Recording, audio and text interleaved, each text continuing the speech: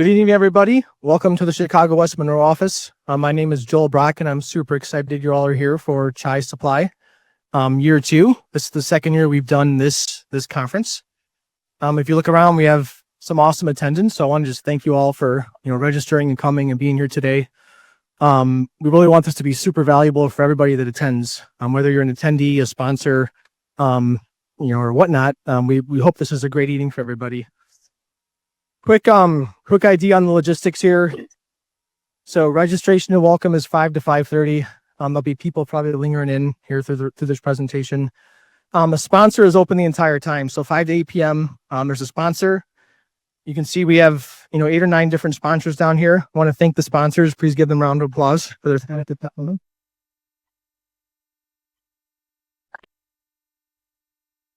All these sponsors are supporting the event. They have booths. They would love to talk to you about what they do, their technology, their services. So please go see them, talk to them, interact.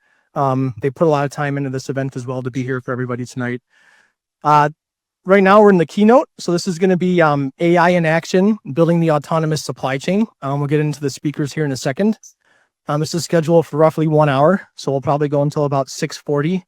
And then if you're still here, the NIU watch party will come on once we get the TV set up. And I think the game starts at 6.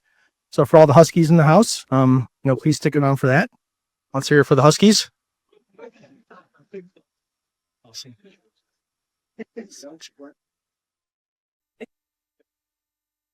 So really, in the back of the room, and Hart and Dave, you guys can come up now if you'd like. First of all, we have our guest speaker tonight. And I'm going to read his bio. This is David Simchi Levi.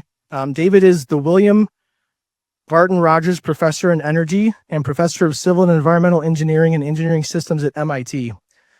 He also serves as the head of MIT Data Science Lab. He is considered one of the premier thought leaders in supply chain management and business analytics. His PhD students have accepted faculty positions in leading academic institutions, including the University of California, Berkeley, Carnegie Mellon, Columbia, Cornell, Duke, Georgia Tech, Harvard, Illinois Urbana-Champaign, Michigan, Purdue, and Virginia Tech. It's a nice list. All right. David is the current editor-in-chief of Management Science, one of 2 flagship journals of Informs. He served as the editor-in-chief for Operations Research from 2006 to 2012, the other flagship journal of Informs, and for the Naval Research Logistics from 2003 to 2005. In 2023, he was elected a member of the National Academy of Engineering, and in 2020, he was awarded the prestigious Informs Impact Prize for playing a lead role in developing and disseminating a new highly impactful paradigm for the identification and mitigation of risks in global supply chains. He is an Informs Fellow and an MSOM Distinguished Fellow and the recipient of the 2020 Forms Koopman Award given to an outstanding publication in military operations research, the Ford Motor Company 2015 Engineering Excellence Award, the 2014 Informs Daniel H. Wagner Prize for Excellence in Operations Research Practice, the 2014 Informs Revenue Management and Pricing Section Practice Award, and finally the 2009 Informs Revenue Management and Pricing Section Prize. David was also the founder of Logic Tools, which provided software solutions and professional services for supply chain optimization. Logic Tools became part of IBM in 2009, and then in 2012, he co-founded OpsRules, an operations analytics consulting company. This company also became part of Accenture in 2016. In 2014, he co-founded Opalytics, a cloud analytics platform focusing on operations and supply chain decisions. The company became part of the Accenture Applied Intelligence in 2018. Tonight, David will tell us a little bit about his work and research. The title of his presentation is Towards Autonomous Supply Chain. And following that, our president of West Monroe, Haran Shetty, will be interviewing David with some questions about how this applies to all of our jobs and roles in work life. So with that, please welcome David.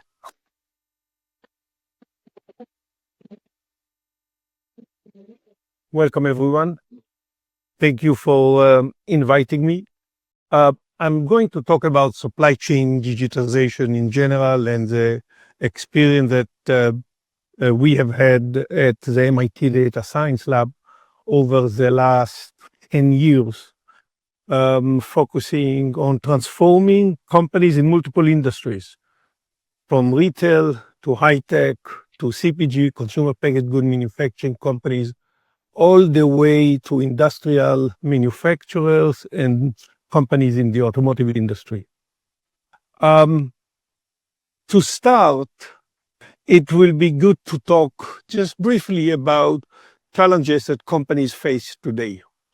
The first is what we have seen over the last 9-10 months with geopolitical instabilities and trade uncertainties, forcing companies to rethink a lot of their supply chain, a lot of their logistics, and a lot of their manufacturing strategies. Since the beginning of the pandemic, we saw people departing the labor market, which means that companies need to do more with fewer people. A third challenge is the increasing costs that we see everywhere, from the cost of energy to the cost of material, all the way to the cost of transportation. And finally, disruption is everywhere. And this is compounded by the fact that most companies have poor or very little visibility to upstream suppliers in their supply chain, in their network. These challenges requires companies to focus on efficiency, to cut costs, on resiliency, to respond to a disruption, and to focus on productivity, to do more with fewer people. The problem, of course, is that these are conflicting objectives. Let me illustrate with an example. If you focus on the resiliency of your network, of your supply chain, you typically think about inventory. You typically think about redundancy. That's great from resiliency point of view, but that increases cost significantly. So how can we balance this conflicting objective is an important challenge. The only way that we found to address these conflicting challenges is by combining data, analytics, and automation. And my focus here will be on these three elements. How can we use data, analytics, and automation to improve business performance? Some of the concepts that I will show you here have nothing to do with supply chain. We applied them to supply chain, to manufacturing, to pricing, to revenue management, to assortment optimization, all the way to procurement. But the general focus of my talk today will be around supply chain, but I will highlight when the processes, when the concept apply way beyond supply chain. Now, when you think about analytics, the landscape of analytics is huge, is enormous. And there is a lot of confusion about what exactly we refer to when we talk about analytics. Here is a simple way to understand the different capabilities, where on the X coordinate, I'm focused on complexity. How easy or difficult it is to do the analysis, from fairly easy to do the analysis to relatively difficult or complex to do the analysis. And on the Y coordinate, I'm focusing on value to the organization, loosely defined. Think about return on investment. Think about other KPI that you have in your business. The lowest level is what we refer to as descriptive. Just use data and analysis to understand what happens. There is nothing new here. Companies have done this for many, many years. A little bit more sophisticated, but still a level that companies have implemented for many years is diagnostic. Don't only tell me what happened, but also try to explain why did it happen. What we will focus on are the top three. Predictive. How can companies use AI and machine learning to predict and understand consumer behavior, to understand supplier lead time, to predict supplier performance? This will be all about AI and machine learning. The next level is prescriptive. If I can predict consumer behavior, if I can predict supplier performance and supplier lead time, I can optimize decisions. How much inventory should I position and where should I position inventory? What should be my replenishment strategy? Can I identify hidden risk in my supply chain and as a result develop mitigation strategies? And if I was here with you 3 years ago, that's where the framework would stop.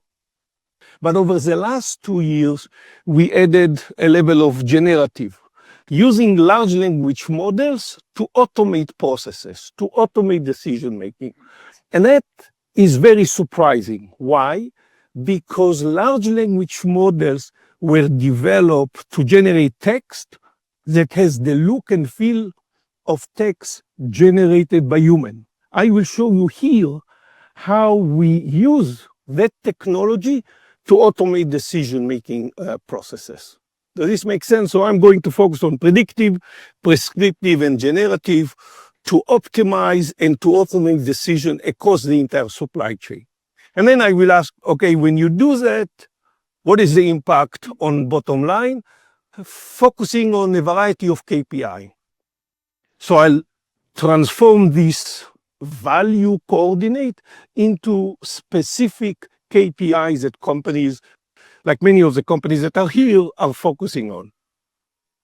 So my focus in this short presentation is to highlight how companies can leverage predictive, right, which is all about AI and machine learning, prescriptive and generative, to achieve 3 objectives. The first objective is to transform processes. Whatever processes I use, I want to see if I can change them to make significant impact on bottom line. And I'll talk specifically about how we do that. The second is I use the same technology to drive automation. And by this, I mean we tell the machine a set of rules.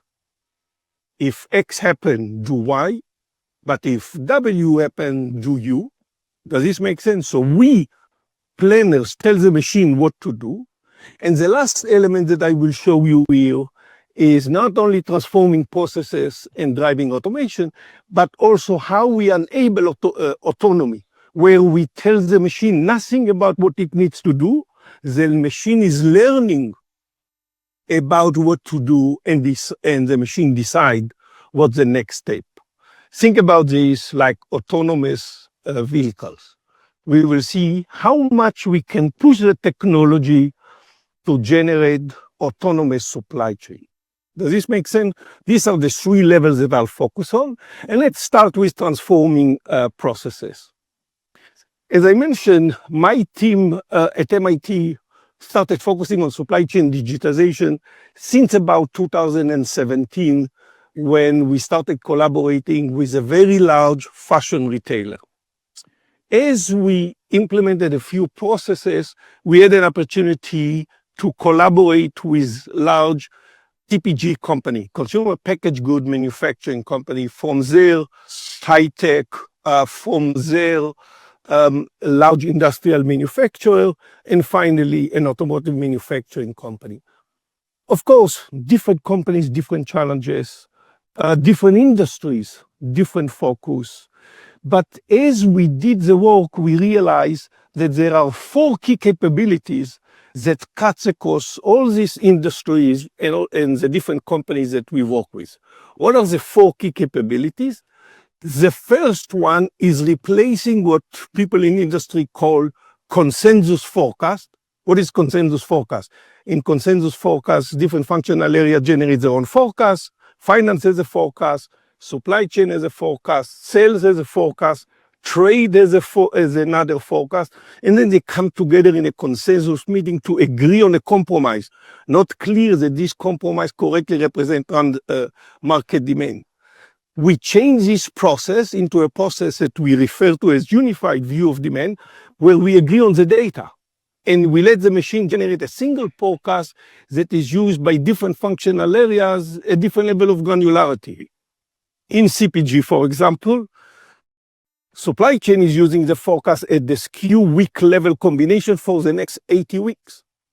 Finance is not interested in SKU week level combination. Finance is interested in the same forecast but at product family, monthly level combination. It's the same forecast used by different functional areas and different level of aggregation. This is where AI and machine learning can make a big impact. The second capability is replacing one-size-fits-all strategy, where companies use the same strategy across all product, market, and channels, with segmented supply chain strategy, where we cluster product, market, and channels into segment. Each segment has its own supply chain strategy, and then we build synergies across the segments to take advantage of economies of scale and reduce complexity. Again, this is where AI and machine learning excel. Once we do that, then we invest in closed loop S&OP process, where we bring together trade, supply chain, finance, and sales to agree on a single plan that takes advantage of unified view of demand and the segmented supply chain. S&OP is not about AI and machine learning. S&OP is about optimizing the plan. Of course, as effective as the plan is, there are deviations from the plan, changes in demand, supply disruption. In smart execution, our objective is to identify this deviation, disruption, and changes and respond to them effectively. Here, our focus is on using AI and machine learning to identify the deviation and disruption, and using optimization to decide what's the best way to respond. These four capabilities rely on a data platform that enable aggregation of data, normalizing data, and visualizing data. It takes advantage of an effective design of your network, focusing on a resilient supply chain. And finally, what we found, it leads to an end-to-end business plan or an end-to-end supply chain strategies. These capabilities are described at great detail in this Harvard Business Review article that was published about 2 years ago, right before the growth that we have seen in large language models. And it described 4 or 5 different implementations in the industries that I mentioned to highlight the potential impact of these capabilities. However, in the last 2 years, we started building large language models on top of these processes to automate decision-making. Does this make sense? And that's, these processes are described in this Harvard Business Review piece that was published 7 or 6 months ago. Now, still the question stands, which is, how can you use technology whose objective is to generate text to automate decision-making in your supply chain? And here is the key idea. But before I describe the idea, let me show you a little bit about the benefit from the processes. And remember, there are 2 levels here. If I go back, there are 2 levels here. One without large language models, and the second one with Gen AI or with large language models. So let me show you the benefit first of using AI and machine learning and optimization, ignoring large language models. And I'm going to start with an intuitive explanation of what we are doing. In typical supply chain, we have multiple KPIs. Let's pick 2. One is efficiency, which is all about cost, from low cost to high cost. That's the Y coordinate. And the second one is responsiveness, the X coordinate, from short response time to long response time. And the solid line here represents the trade-off between the 2. And the trade-off is very intuitive. If you emphasize short response time, cost is high. Why? Because I need to position inventory very close to market demand in order to respond quickly to an order. And the reverse is also true. If I emphasize low cost, then it takes longer to respond to customer order, because to reduce cost, I need to position inventory upstream in the supply chain. As a result, it takes longer to respond to an order from the customer. So this trade-off curve makes a lot of sense. And the point here represents your strategy, the strategy that the company is focusing on. And a lot of time when executives meet and discuss changing their strategy, what they mean is moving along the current trade-off curve. If I move to the left, it means that I cut response times. That's great, but cost goes up. If I move to the right, it means that I cut costs, but it takes longer to respond to customer demand. What we do with AI, machine learning, and optimization is different. What we do is to push the trade-off curve in the direction of improvement, because if I can do that, then for the same response time, I can cut costs by moving from A to C, or similarly, for the same cost, I can cut the response time by moving from A to B. And you notice there are lots of strategies between A and B, between B and C, where I can do better than A. Now, this is an intuitive explanation of what we are doing. Let me show you some results from the different implementation, not including Gen AI. Forecast accuracy with the approach that I just described. Of course, it depends on the company. Improved by between 10 to 30%. This leads to a better customer experience because service level goes up. This leads to a revenue increase because we reduce lost sale, and this leads to significant reduction in supply chain cost. And these are described in the first Harvard Business Review article that I mentioned in the previous slide. Adding large language models on top of them does not change these numbers. What it does, it dramatically increased productivity. And we saw in multiple implementation 20 to 40% savings in planner time. This is not replacing people. This is making people more productive so that they can focus on decisions that before they did not have an opportunity to focus on because they are trying to do the day-to-day mundane work. And the question you will ask, how do you achieve this increase in productivity? And this describes to you the key idea. There are people here from multiple companies. Typically, the process that companies use when Gen AI is not involved, I have the business user, the planner, the executive, interacting with the data that the company has, together with the technology that the company has in its business. Maybe supply chain, it may be revenue or pricing. And whenever the planner has a question, for example, the planner does not understand the recommendation from the technology. Why are we building inventory of this product? Why the forecast is what it is?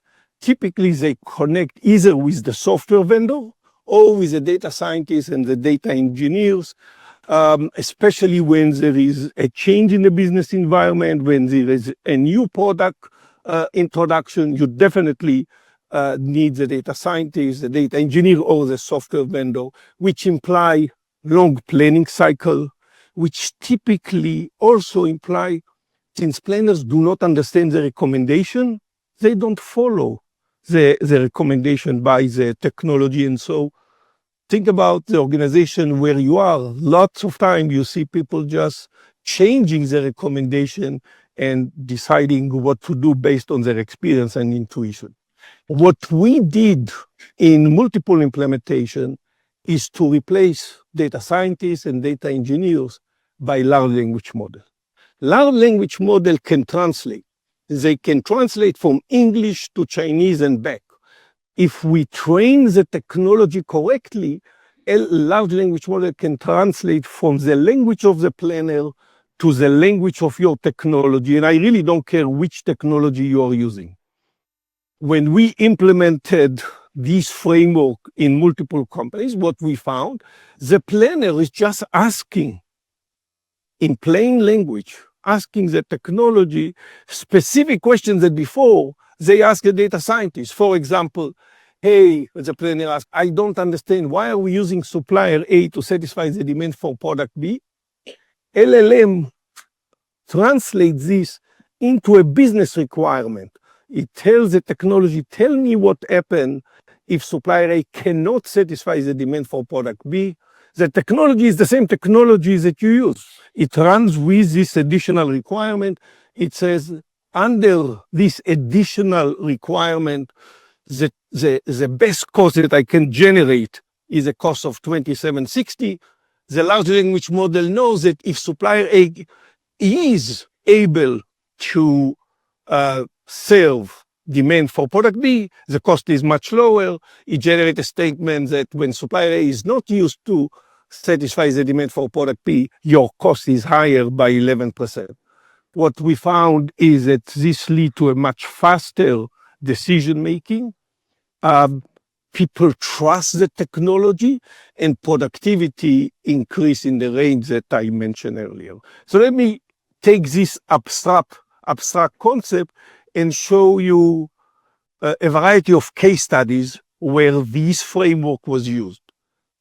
Here is the first one. This is Microsoft Cloud Supply Chain. We all use cloud services. The infrastructure that supports these services is very complex, with hundreds and hundreds of data centers and thousands of servers. Microsoft has a team, an army of people that focus on managing effectively this supply chain. We implemented the process that I just described for demand planning and for fulfillment decision, and the company reported, this is not us, that this saved 20 to 30% of planner times. The second is in pricing.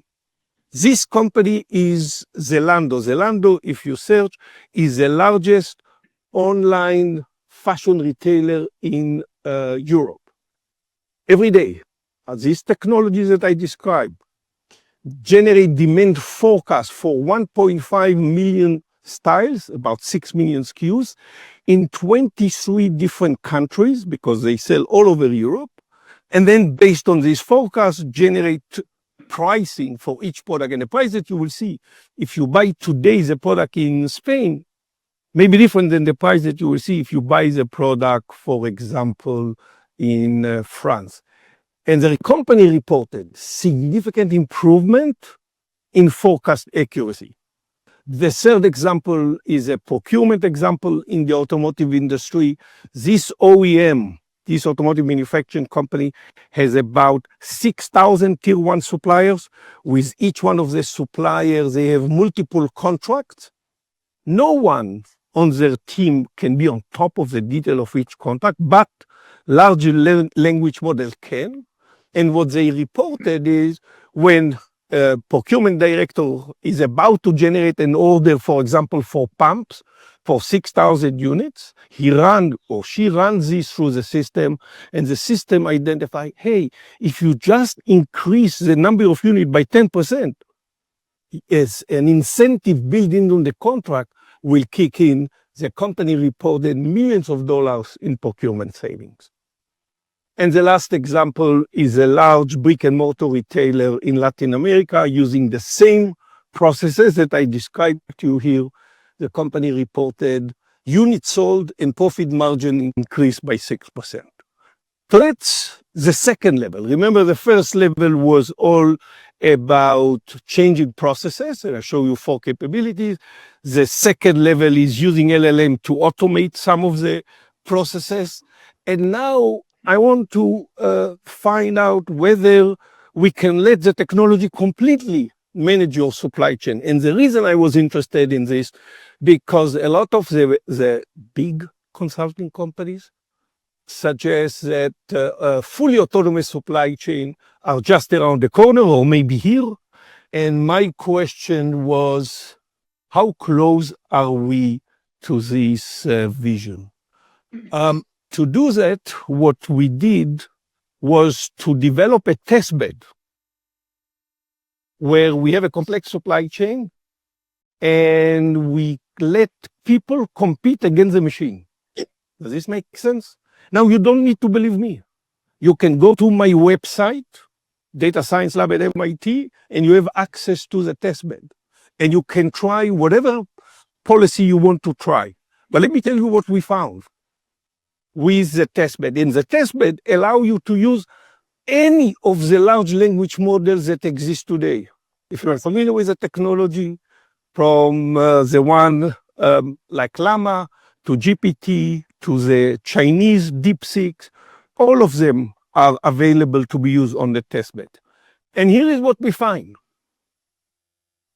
We are running a competition between different technologies and between the technologies and people managing the supply chain. Does this make sense? And here I'm focusing on comparing total supply chain cost. Okay? There are the technology was released about 2023, 2 years ago. Already we saw the new generation released at about in August of this year. This capability is called reasoning models. These are the new technology, like if you are playing with GPT 5.0, it's a reasoning model. The older version, non-reasoning, are not as sophisticated. And this is reflected by what we see in our experimentation. This is the performance of people when I normalize total cost.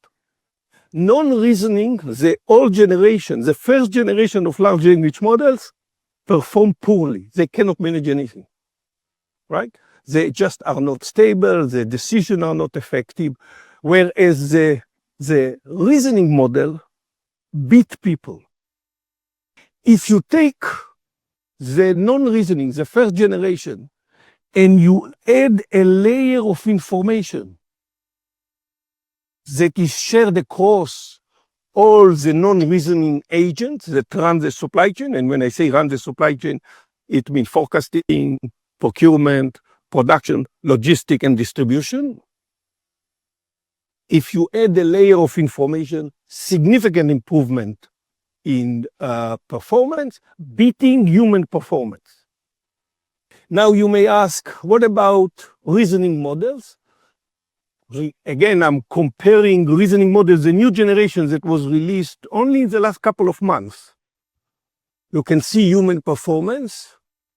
I'm looking here at two reasoning models. One is from OpenAI, GPT 5.0, and one for Meta, Llama 4.0. You can see they are doing great already against people. But if I add a level of information sharing across the agent, plus policy guards, just making sure they are constrained in their decision to avoid hallucination, they beat significantly human performance. Does this make sense? Significantly.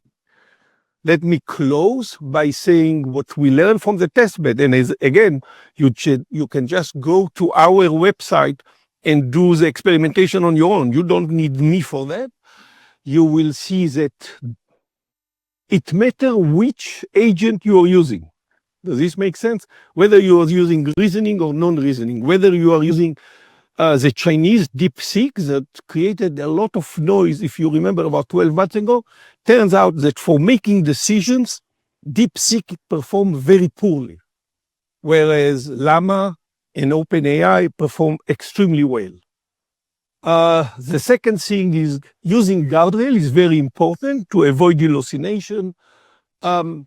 Sharing data through an agent that control who gets what makes a big impact, and fine-tuning parameters, fine-tuning the prompt makes a big difference. What instruction we give the agent makes a big impact on the performance of the agent. And finally, reasoning models with information sharing significantly beat human performance on our testbed. I'll stop here and invite Haren to join me. Thank you.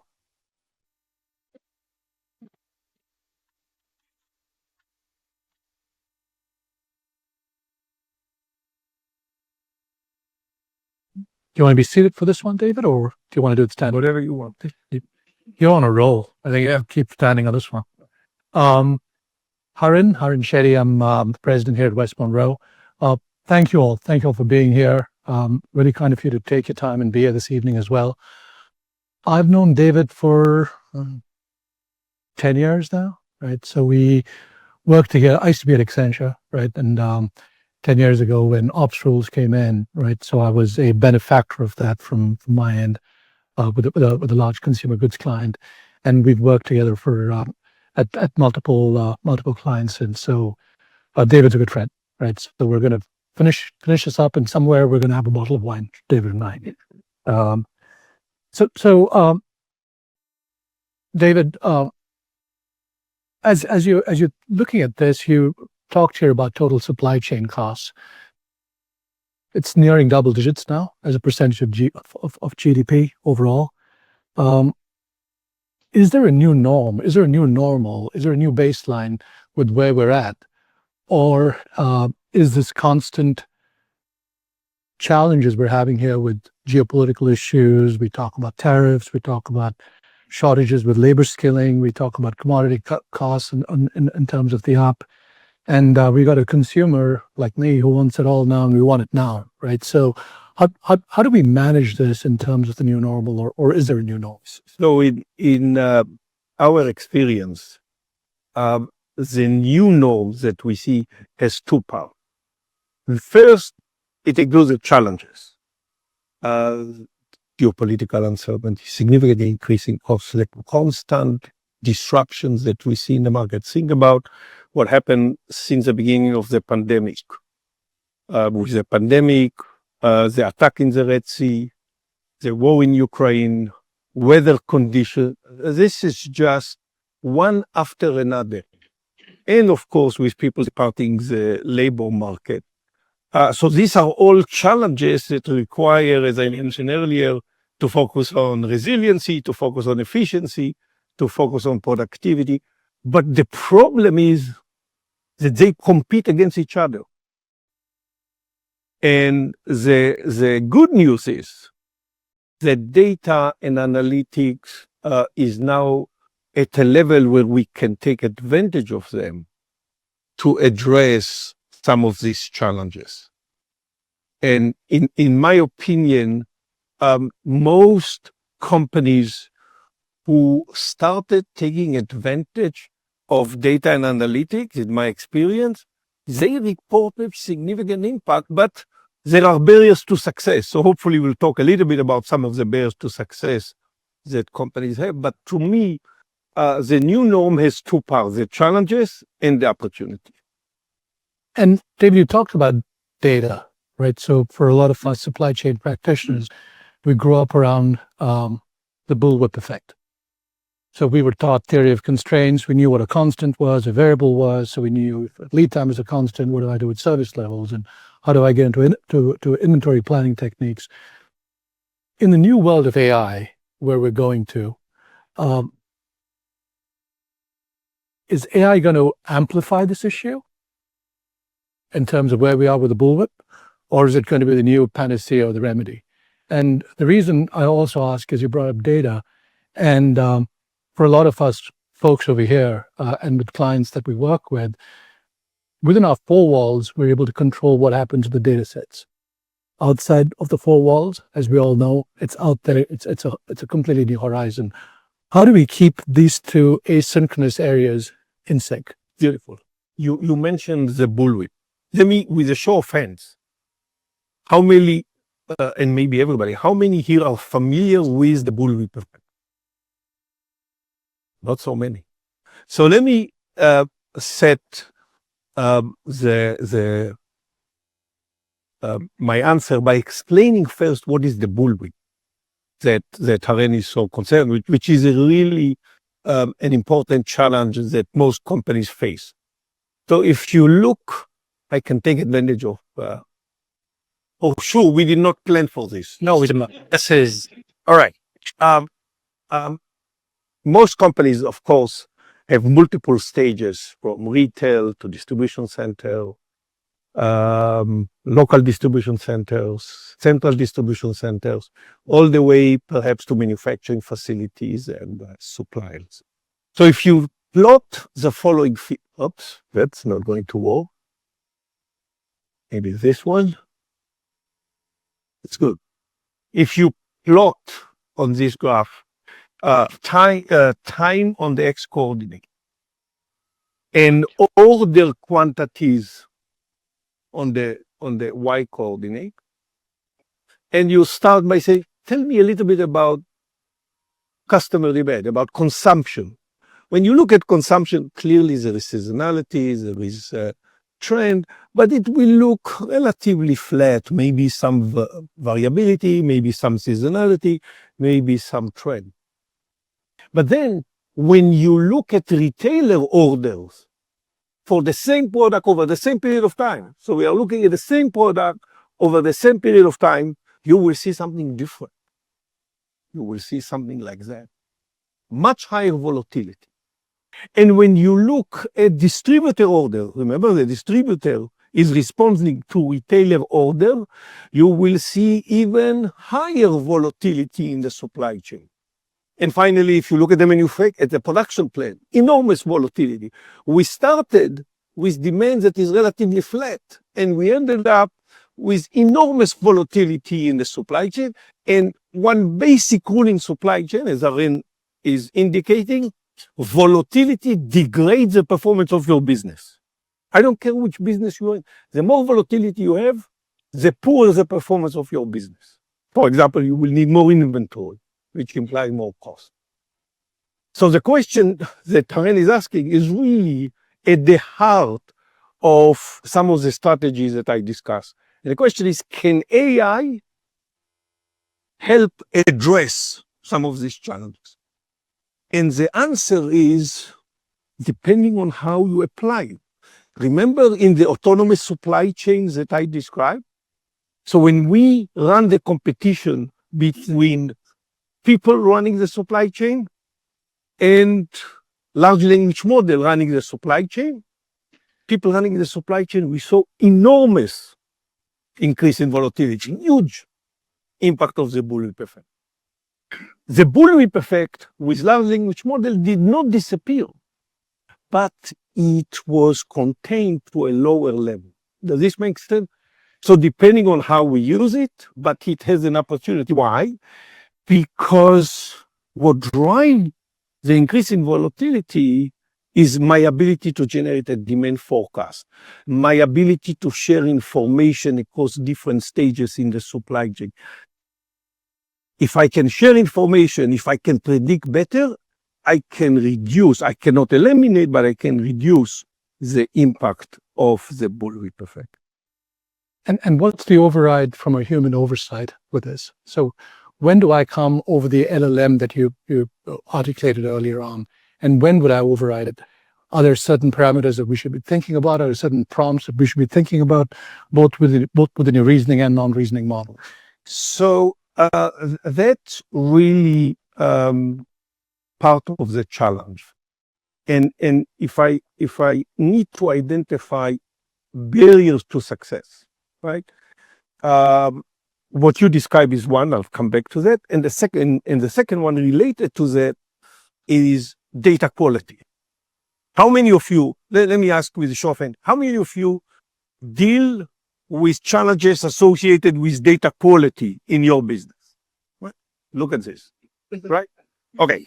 Then second question. How many of you have been involved in implementing AI, machine learning, and there was a lot of pushback against using the technology? Some. So the data quality, this is very close to my experience. Data quality is the number one challenge, and we can talk about that.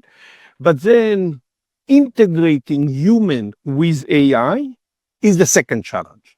Why this is the second challenge? Because at least in all the implementations that I've been involved in, people push back against the technology. Why? Because they don't understand the technology. because of fear that the technology will replace people. But what we found was that integrating from day one during the transformation, people with the technology, giving the right incentive, making them part of the transformation, help us address the challenge that you identified. So, progressing along those terms in terms of risks, if you will, right, in terms of barriers and success criteria. I'm a $2 billion company with myriad supply chain problems. How should I think about this? Like, it's not just sequencing of a roadmap, but how do I visualize this? Because at some of, which part of the elephant, if you will, should I take a bite at, right? Because I've got a functional view, there's forecasting, there's inventory optimization, there's transportation logistics, there's procurement functions. Or at the same end, I've also got challenges that you brought up earlier on saying maybe process automation is first. Yeah. We're talking about data here as being the key. Talent is another beautiful piece of this. How do we start this game up and what barriers of entry and risk do I have here? So you pick a company, mid-sized company. So that's really a good example to illustrate that implementation of AI and machine learning require a little bit of careful thinking. And then let me explain what I'm referring to. The short answer will be, I don't care which company it is, start with demand planning and demand forecasting, because you want to bring outside view in to help you make better decisions. That's the short answer, and it may be even the wrong answer. The more thoughtful answer is that we need a process, and the process starts with a vision. It's not stuck with any implementation. Process starts with where are we now? Where is the North Star? And what is the path that we want to take in order to go from where we are to where we want to be? If we have an understanding of what the North Star is, then the next question is, can we use data, small part of our business, and demonstrate what is the benefit? What is the benefit in terms of demand forecast? Can I transfer improvement in demand forecast to service level improvement? Can I transfer it into inventory reduction? Can I transfer it into revenue increase because of reduction in lost sale? If I can do that, then the next step is, what is the operational strategy to allow me to take advantage of this? And you bring really a great point, which is talent. $2 billion companies find it very difficult to hire the type of talent that we need. These companies are not Microsoft, they are not Facebook, they are not Amazon. Attracting people, mentoring people, promoting this talent is a different set of skills that they need to learn how to use in order to make it successful. And what is the organizational structure that we need to invest in? So what I'm thinking about when I work with these size companies is start with a 6-7 week discussion with the company along the 5 levels that I mentioned. What is the vision? What type of benefit? What is the operational strategy? What is the talent strategy? And what is the organizational structure? Thanks, David. Reliability and trust, right? So in this age of where we are, I think we had a Cloudflare issue this morning. Supposedly it's not secure, it's not a security issue, but somewhere between the blockchain, cyber, OTIT with hits going on, 5G edge, we're all hooked up to the network. What are some key considerations that we should be thinking of as you think about reliability and trust here? So trust in the technology, reliability of the technology are really 2 important challenges, especially with not only with AI and machine learning, but also with large language models. So the first thing that at least we focus on in my lab is technology that can explain itself. If the user does not understand the recommendation from the technology, they will never follow. And we know now how not we, MIT, technology providers know how to develop technology that explain the recommendation. Does this make sense? And if you can do that, if you can explain why the replenishment strategy is what it is, then we see more adoption of the recommendation by the planner. Second, you want to make sure that when you generate a demand forecast, when planners generate a demand forecast and they share it with finance, with sales, they will get questions from different functional areas. Hey, you gave me a forecast. I don't understand why your forecast for Q1 next year is so high. Reduce it by 2%. What typically they do, they reduce it by 2%.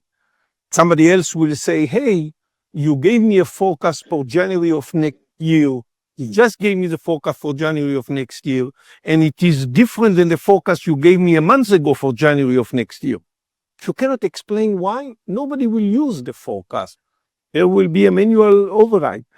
That's why explainability, that's why also tracing the data that we used before is critical to the success of this technology. Remember how I started. I said a critical part is a data platform that allow you to aggregate, to normalize and visualize there. That's part of what we need in order to make sure that people can trace what decisions they made before. All right, quick fire, right? So pick one and why. Data moat or data democratization? Moat, data moat, or data democratization? So I assume data moat means competing with data. And or monetizing it, And or creating a moat for better capability. Competitive advantage with data. So it really, there is no one size fits all, right? But what we see now, companies taking advantage of data to better compete in the market. Short answer. Profit center or cost center supply chain? It used to be all cost center, but now we know that companies can compete with supply chain. So compete with supply chain, profit center is a lot of the focus that we see in the market, at least in my experience. LLM or SLM? There's no one size fits all. Some companies have lots of data and LLM is a good fit. But if you think about spare parts, a lot of time we have we don't have a lot of data. It's very difficult to predict. So maybe SLM is appropriate. Just in time or just in case? That brings me to supply chain resiliency. And again, there is no one size fits all. If you look at some of my writing, you will see an implementation at multiple companies. You will see that a lot of time we find that just in case lead to huge amount of inventory, just in time lead to significant increase in risk. So what is the right balance? To answer the question that I asked, you need to use new KPIs for supply chain resiliency. And I'll stop my answer to this question by highlighting 4 KPIs. And I don't know if anybody heard, so with show of hands, you tell me if you heard about this KPI. Time to recover. Anybody? Some. Time to survive. Performance impact and time to recover supply chain. These are new KPIs that have been introduced to the market over the last 10 years that have made a big impact on deciding whether it's just in case or just in time. Who's your fave? Gen Y, Gen Z, or Gen Alpha? This is the perfect supply chain question. I'm not familiar with all the terminology. I would say Gen Z, and the only reason I say these are young people ready to come to the market. They are eager to learn new technologies. They can transform businesses, whereas the other two are either older generation, people like me, or younger generation that are not ready to come to the job market. Yeah. Team, I'm going to open up the floor here for questions. So Joe, if you could help set it through. Thanks, David. Thank you. Yeah.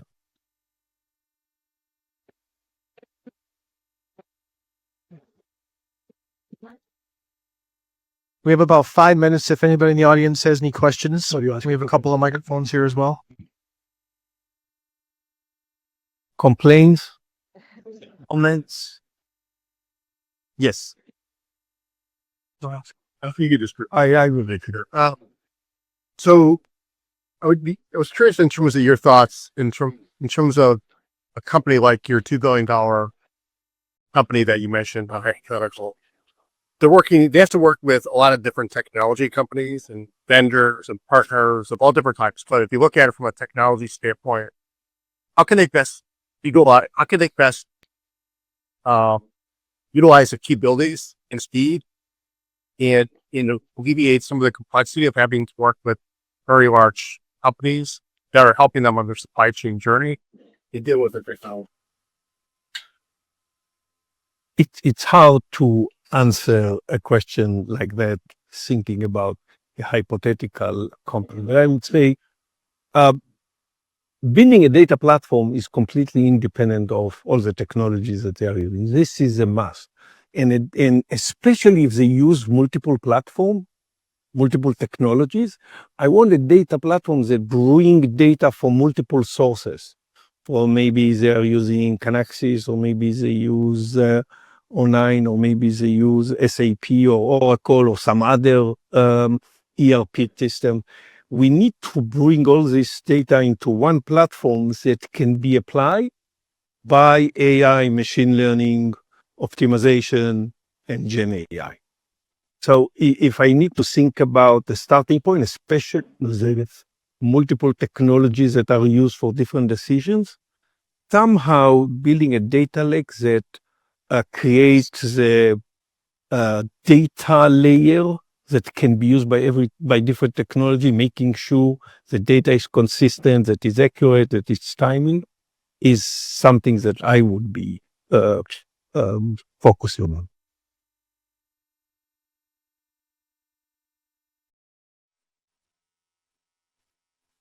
But of course, the devil is in the detail. So I think it was just yesterday I saw that SAP and Snowflake are forming more of an alliance as opposed to very focused competitors. And now that's kind of competition. Yeah. And maybe that's kind of the trend, is more companies doing that. Exactly.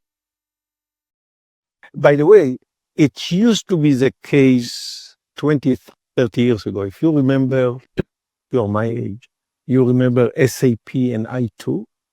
They fought a competition, and in the first few years it worked very well until they started competing against each other. So we will see what happened with SAP and Snowflake.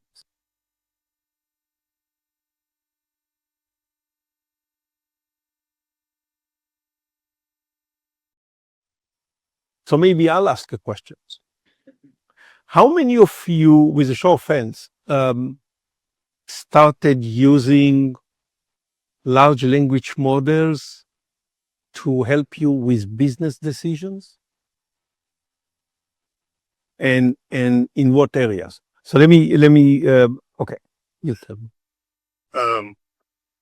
Scenario planning for strategic planning, but I guess scenarios To generate the scenarios. you could, and also do risk mitigation. Very nice. Very nice. How many of you have used anybody else? So often I saw a few. Who else is brave to tell us what you are using large language model for in supply chain? How many of you have used it in procurement? Anybody? Procurement is probably, the reason I'm asking about procurement, is probably the first area that a lot of companies have started applying these capabilities that I described to help them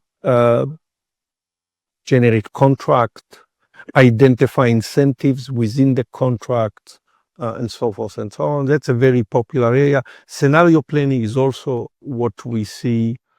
But we don't see a lot using the technology to explain what comes up from other technology. Does this make sense? right? And what I showed you here is how you can put large language models on top of whatever technology you have in order to um, increase productivity, in order to explain what comes out of the original technology that the companies use. Any question? Yes. How are the skills of the students that you're training today prior to graduations changing because of the availability of large language model? What are the skills that they have differently now that you're preparing them to use these that you didn't do before? Yeah, very nice. So I teach first. I need to tell you who I teach. At MIT, I teach MBAs and I teach PhDs. So the PhDs do mathematics. So that has not changed. They have been doing mathematics for many years. The MBAs have changed. Now, at least at MIT, they all are interested in machine learning, AI. They take classes that allow them to program and to fine tune the machine. These are much more technical people than 10, 15, 20 years ago.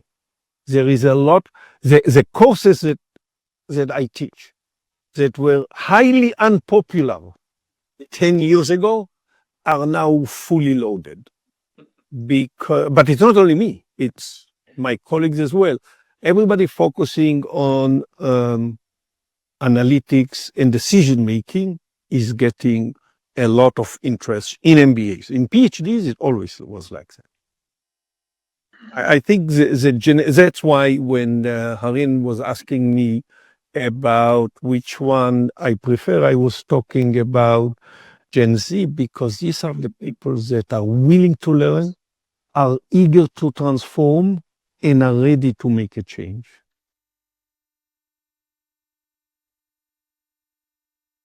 We got time for one more. Yeah. On your first slide, you had a set of 5 boxes from descriptive up to generative. And I'm imagining that there's a future box. And I'm wondering what that 6th box is going to be looking out into the future, 2030, 2035, or maybe it's 2026. I have no idea.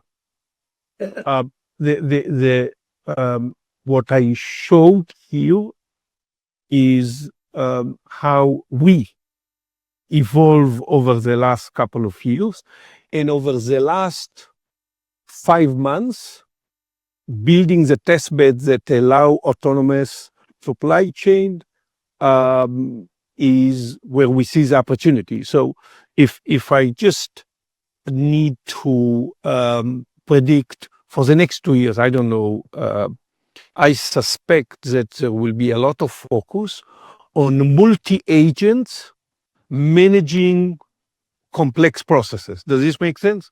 This is what I showed in my test bed. But the test bed is only in our lab. But if you ask me where this is going, it's going in a way that companies will start connecting and integrating multiple agents. And that's why orchestration, data shared across the different agents becomes so critical. How do you design the prompt, the instruction? How do you build guardrails so that the technology is not hallucinating? How do you make each one, you gave me an opportunity to give an insight, each one reliable? Because if even one of them is not reliable, it propagates across your entire supply chain. The multi-agent is, in my opinion, the next couple of years. Beyond that, it's hard to say. All right, David, we want to say thank you. And let's have a round of applause for David, please.